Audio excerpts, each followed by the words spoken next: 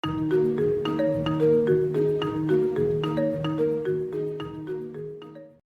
lanjutkan belajar tentang pemrograman web masih menggunakan model WJBL. Kita kategori model kelas 11. Pada video yang ke-28 kita masih belajar tentang CSS, materi tentang Bootstrap yaitu kontainer, row, dan kolom. Kita ke materinya.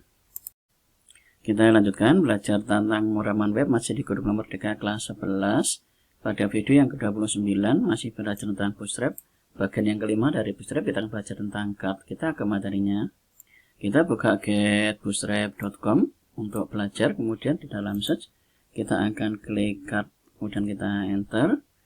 Di sini terdapat penjelasan tentang Cut, kemudian ini ada contoh penggunaan dari Cut. Kita akan copy saja, klik di sini copy, kemudian kita akan buka lagi VS Code. Di materi sebelumnya kita sudah belajar tentang row dan kolom. Sekarang yang kotak ini akan kita ganti dengan Cut ini. Kita akan hapus, kemudian kita paste di dalam sini. Penggunaan dari Cut atau kontainer di dalam Cut ini yang perlu kita perhatikan adalah di sini terdapat kontainer induk yang berisi dengan Cut ini. Kemudian ini ada style, ini akan kita hapus saja style ini karena ini adalah inline CSS. Kita akan tambahkan di dalam sini untuk width-nya dengan 100, dengan 100%. Kemudian di dalam kontainer Cut ini terdapat dua. Yang pertama adalah gambar img ini, kemudian ada cut body. Cut body itu nanti bisa diisi dengan H5 untuk title, diisi dengan cut title, penggunaan dari CSS. Kemudian ini ada paragraf dengan nama cut text. Kemudian ini ada btn, kemudian isi dengan cut text. Jadi ada cut title, penggunaan dari kelasnya, kemudian cut text untuk isinya, kemudian bisa tambahkan button di bawahnya. Ini ada di dalam kontainer cut body. Kemudian yang btn primary sampai ini kita akan ganti dengan kata daftar. Nah, seperti ini untuk button, kelasnya btn, kemudian btn primary. Kita akan lihat penggunaannya. Sekali lagi yang perlu diperhatikan adalah di dalam kontainernya kita menggunakan kelas cut, kemudian ini lebarnya kita atur 100. Kemudian ini image akan kita ganti dengan images, kemudian ini kita akan ganti dengan CSS. Kemudian berikutnya ada ini menggunakan kelas image, kemudian top. Top itu artinya cut image-nya ada di dalam top. Untuk penggunaannya ada contoh-contoh di dalam sini.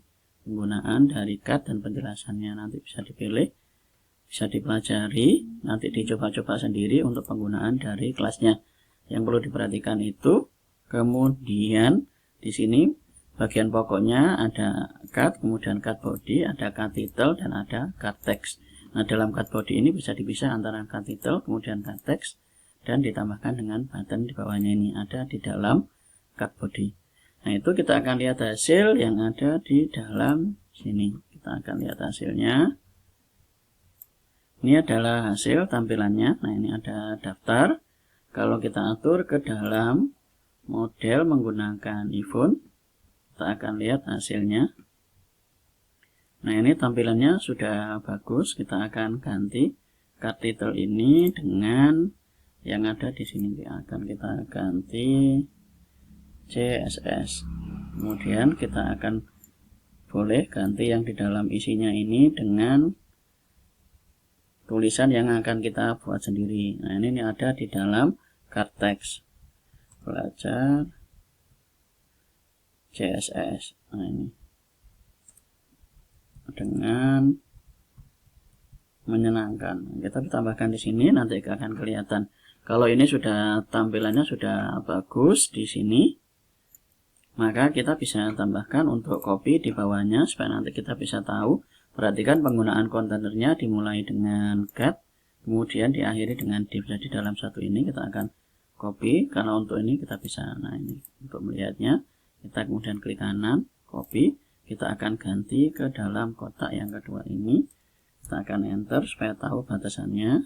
Nah, ini di sini. Kemudian yang imagesnya ini akan kita ganti dengan yang ada di dalam sini, misalnya JavaScript. Kemudian yang ini juga akan kita ganti imagesnya yang ada, misalnya ini saya sudah tadi buatkan PHP. Kemudian yang terakhir Ini akan kita hapus, kita enter supaya nanti tahu batasannya. Ini diganti dengan MySQL sesuai dengan image yang ada di dalam daftar ini. Kita akan lihat lagi hasilnya. Ini adalah hasil dari yang kita buat. Jadi di sini sudah ada CSS. Ini nanti detail-detailnya bisa diganti di dalam sini, di dalam cut title. Misalnya ini diganti dengan MySQL, kemudian cut title yang ada di sini ini juga bisa diganti. Ini misalnya ini ganti dengan PHP sesuai dengan gambar. Nanti tinggal kita ganti cut title-nya. Kemudian yang ini JavaScript. Kemudian berikutnya, kalau kita atur ke dalam layar yang lebih besar, nanti untuk memberikan jarak antara cut, misalnya ini dengan yang bagian atas, kita tinggal tambahkan saja di dalam row-nya. Jadi row untuk pembuatan cut di sini tinggal kita ganti dengan margin top, misalnya kita isi dengan 3. Kemudian nanti di dalam cut ini, jadi di dalam penggunaan dari cut-nya nanti bisa kita tambahkan dengan gap. Di sini boleh tambahkan dengan gap kalau misalnya jaraknya terlalu mepet. Ini sudah ada batas dengan bagian atasnya. Kita bisa tambahkan untuk gap kalau misalnya dia ada digunakan di dalam layar yang di bawahnya ini. Misalnya ada di posisi ini, di bagian bawah ini kemepetan, kita bisa tambahkan lagi penggunaannya di sini. Kita bisa tambahkan di sini dengan gap. Oke, kita isi dengan 2, kita Ctrl S, kemudian kita balik lagi ke sini, kita akan lihat hasilnya.